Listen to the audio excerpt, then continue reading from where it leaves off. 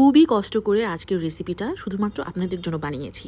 এই রেসিপিটা হচ্ছে মুঘল সাম্রাজ্যের খুবই নামি দামি বাবুর্চিদের সিক্রেট রান্না। মুঘল সাম্রাজ্যের বাবুর্চিরা এটা কবরে নিয়ে চলে গিয়েছিল এই রেসিপিটা। আমি কবর খুঁড়ে শুধুমাত্র আপনাদের জন্য এই রেসিপিটা গরম গরম সার্ভ করেছি। এত হিস্ট্রি বললাম, রেসিপিটার নামই তো বলা হলো না। রেসিপিটার নাম হচ্ছে বাদশাহিয়ানার নিষিদ্ধ গোস্ত। কেন এটাকে নিষিদ্ধ গোস্ত বলে, এর জন্য পুরো ভিডিওটা দেখতে হবে। তাহলে বেশি কথা না বলে শুরু করি আমার আজকের রেসিপি, বাদশাহিয়ানার নিষিদ্ধ গোস্ত। প্রথমেই এই রেসিপি করতে কি কি লাগছে এগুলো এক পলকে দেখে নিচ্ছি। প্রথমেই লাগছে এলাচ, দারচিনি, লবঙ্গ।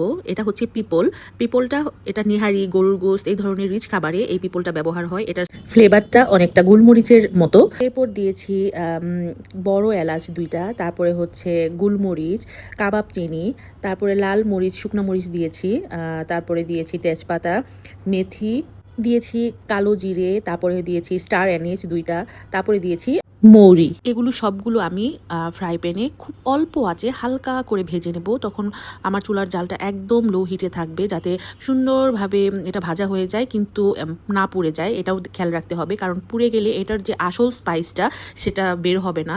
আর এটাই হচ্ছে মানে একটা রাঁধুনির ক্ষেত্রে আসল চ্যালেঞ্জ। তারপর আমি সবগুলো উপকরণ একসাথে ব্লেন্ড করে নিয়েছি। এবার রান্নায় চলে যাই। যেহেতু এখানে আমি প্রায় 5 কেজি গরুর গোশত রান্না করেছি, এই পরিমাণে আমি স্পাইসগুলো অ্যাড করব। প্রথমেই দিয়ে দিব একটি বড় পাতিলে 2 কাপ পরিমাণ পেঁয়াজ কুচি, তারপরে এখানে 5 টেবিল চামচ রসুন বাটা ব্যবহার করেছি, তারপরে এখানে 4 টেবিল চামচ আদা বাটা অ্যাড করেছি। এবার পেঁয়াজ বাটা দিব 4 টেবিল চামচ। এখানে আমি 6 চা চামচ গুঁড়ামরিচ ব্যবহার করেছি, লাল গুঁড়ামরিচ। এর কারণে এটার নাম নিষিদ্ধ গোস্ত, কারণ এটা প্রচণ্ড লেভেলের ঝাল হবে এবং আলাদা একটা ফ্লেভারফুল একটা গোস্ত রান্না হবে।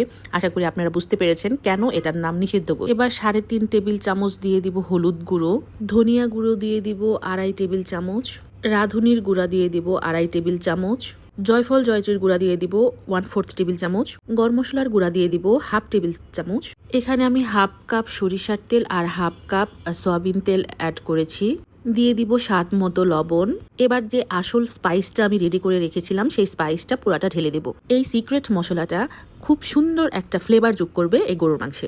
5 কেজি গোস্ত আমি আগেই ধুয়ে ঝরা দিয়ে রেখেছিলাম। এবার সুন্দর করে স্পাইসগুলো হাত দিয়ে মেখে তারপরে আমি মাংসগুলো অ্যাড করে দেব। মাংসগুলো অ্যাড করার পরে এটা ভালোভাবে স্পাইসগুলোর সাথে খুব সুন্দরভাবে এটা মাখতে হবে। হাত দিয়ে আস্তে আস্তে খুব যত্ন সহকারে মাংসগুলো মাখতে হবে, যাতে মাংসগুলো খুব সুন্দরভাবে মেরিনেট হয়ে যায়। এই মাংসটা প্রায় আমি 1.5 ঘন্টা রেস্টে রেখে দিয়েছিলাম এভাবে স্পাইসগুলো দিয়ে মাখিয়ে, কারণ মেরিনেট করে রেখে দিলে এটার ফ্লেভারটা আরও অনেক ফ্লেভারফুল হয়।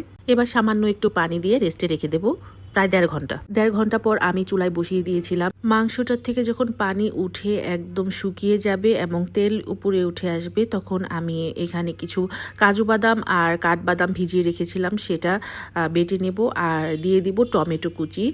টমেটো এখানে 4 ফালা করে আমি এখানে প্রায় 6টা টমেটো অ্যাড করেছি।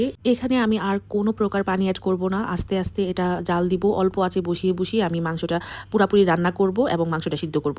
আমার বাদশাহী নিষিদ্ধ গোস্ত রান্না প্রায় ডান। এখন আমি এখানে বাদাম বাটাটা অ্যাড করে দেব। দেখা যাবে যে আস্তে আস্তে তেল উপরে চলে এসেছে, তার মানে আমার রান্নাটা পুরোপুরি হয়ে গিয়েছে। নামানোর ঠিক আগ মুহূর্তে আমি এখানে প্রায় 6 টেবিল চামচ ঘি ব্যবহার করেছি। ঘিটা দিয়ে আমার চুলার জালটা একদম নিভিয়ে ফেলবো। আর হয়ে গেল আমার মুঘল আমলের বাবুর্চিদের সিক্রেট রান্না বাদশাহী নিষিদ্ধ গোস্ত। আশা করি এই ইউনিক রান্নাটা বাসায় সবাই ট্রাই করবেন। আজ রান্না দেখা হবে নতুন অন্য কোনো ভিডিও নিয়ে। সে পর্যন্ত আল্লাহ হাফেজ।